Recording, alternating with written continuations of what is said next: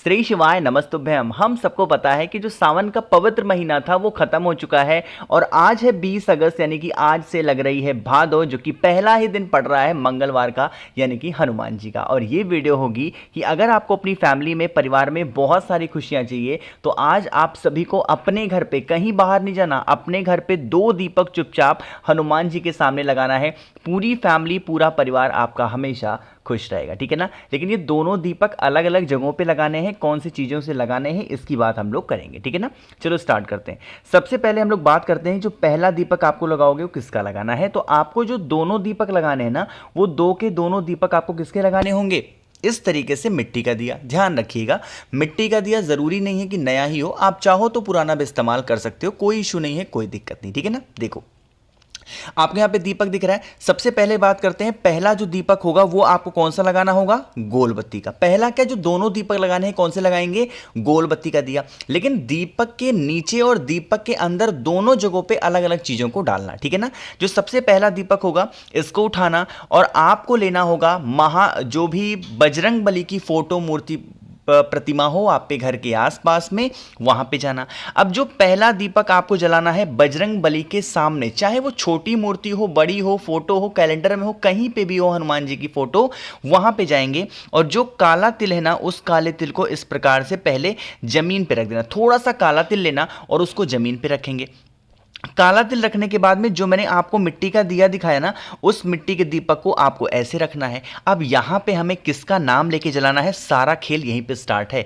आपको क्या करना है, इस दीपक को किसका नाम लेके जलाओगे, आपको बालाजी का ध्यान करना है। फिर से बोल रहा हूं, किसका ध्यान करोगे, बालाजी का ध्यान करते हुए आपको इस दीपक को प्रज्वलित करना है, जलाना है। और पहले दीपक के अंदर थोड़ा सा काला तिल अपने परिवार का नाम और गोत्र बोल के आपको पहले दीपक में इस तरह से काम करना, ठीक है ना। अब बात करते हैं दूसरे उपाय की, जो कि दूसरा उपाय मतलब कि इसी में जो दूसरा दीपक लगाना है वो कहां पे लगाओगे।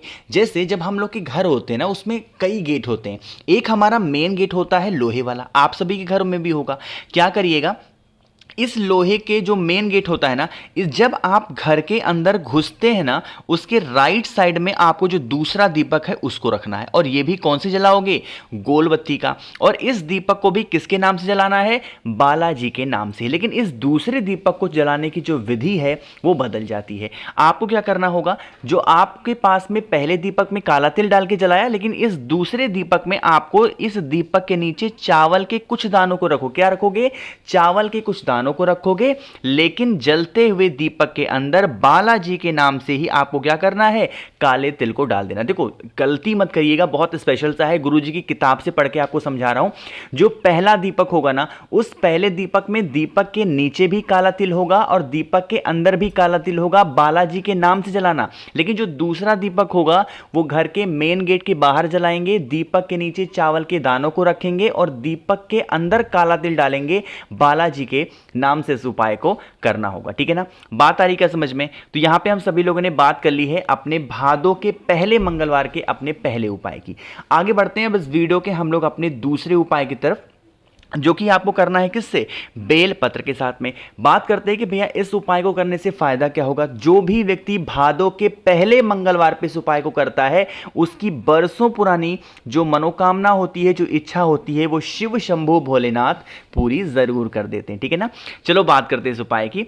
क्या करना है, आपको लेना होगा बेलपत्र। लेकिन यहां पे बेलपत्र ज्यादा मात्रा में लेना है और बेलपत्र आपको बहुत ही आसानी से किसी भी महादेव के शिवलिंग के ऊपर चढ़ी हुई मिल जाएगी। तो 21 बेलपत्र आपको लेनी है, कहीं से भी कैसे भी करके ले लो, कोई दिक्कत नहीं है, कोई इशू नहीं है, ठीक है ना। कितने, 21। अब जो 21 बेलपत्र लोगे, चाहो तो उस 21 बेलपत्र की माला बना लो। अगर माला बनाने में दिक्कत होती है, तकलीफ होती है, तो वैसे ही सीधा सीधा 21 बेलपत्र लो। अब आपको क्या करना है, उसे लेके महादेव के शिवलिंग के पास जाना। मन हो घर पे कर लो, मन है मंदिर में करो, बस कोशिश करिएगा शाम के टाइम पे प्रदोष काल में उपाय को करना, ठीक है ना।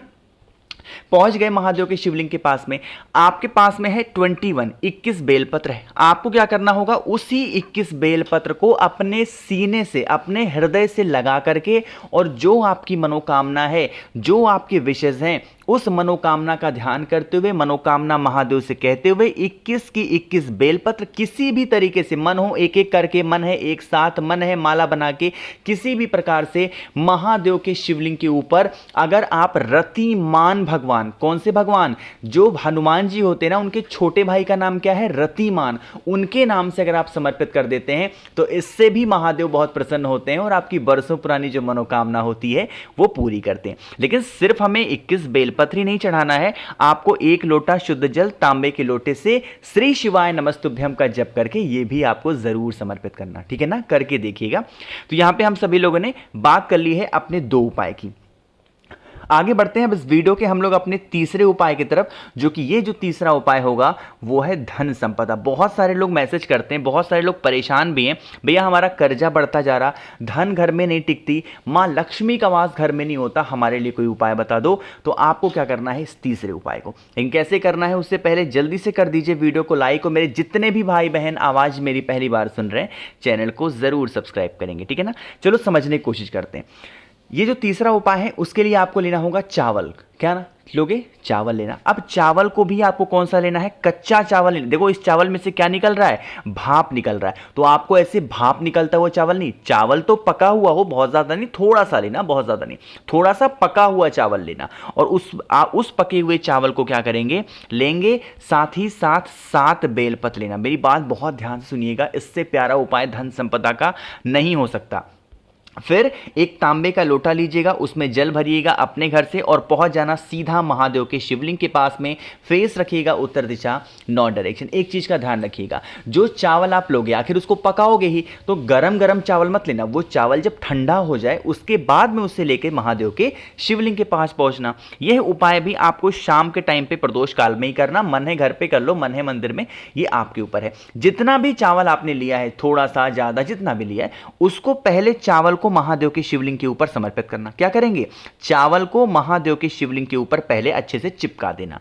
इसी चावल के ऊपर जो आपके पास में 7 बेलपत्र है, उस 7 की 7 बेलपत्र को महादेव के शिवलिंग के ऊपर एक एक करके अगर आप समर्पित कर देते हैं, रिद्धि सिद्धि का ध्यान करते हुए, किसका ध्यान करना है, रिद्धि सिद्धि का ध्यान करते हुए अगर आप समर्पित कर देंगे तो आपके घर में कभी धन को लेकर कमी नहीं हो सकती, हमेशा मां लक्ष्मी का वास घर में बना होगा। एक चीज का ध्यान रखिएगा, जब 7 की 7 बेलपत्र आपने समर्पित कर दी, उसके बाद में आपको 1 लोटा शुद्ध जल तांबे के लोटे से श्री शिवाय नमस्तुभ्यम का जप करते हुए चढ़ाना मत भूलिएगा। ये बहुत ही स्पेशल सा और प्यारा उपाय था धन संपदा के लिए, मां लक्ष्मी का वास घर में नहीं होता उसके लिए, ठीक है ना।